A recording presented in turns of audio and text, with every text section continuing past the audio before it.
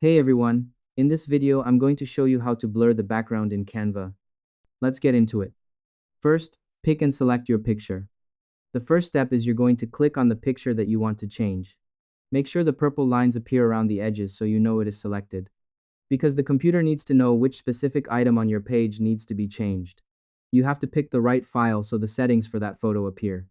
Without this step, the computer won't know which part of your design you are trying to make look better. Next, open the Edit tools. You need to find the special menu at the top of the screen that lets you change the way your photo looks. Look at the top bar above your picture and click Edit from the top nav tools. Wait for the sidebar to open on the left side of your screen. It opens up the hidden toolkit for your images. By clicking this button, you are moving away from just moving the picture and starting the process of making it look special. It ensures you have access to the advanced tools that can change specific parts of the image. Next, find the background area. Now you need to tell the computer that you only want to change the back part of the photo, not the person or object in the front. Look at the left side and under the Select Area section, scroll to the right until you find Background. Click on the background option so the computer knows to leave the front part of the photo alone, because it saves you from having to paint over the back part yourself.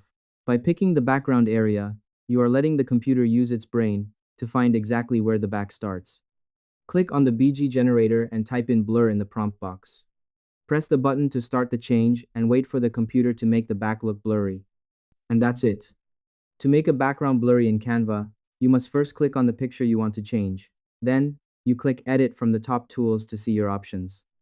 Next, you select the background area so the computer knows what to fix. Finally, you type blur into the generator box to finish the job. I hope this helped you out and I see you in the next one.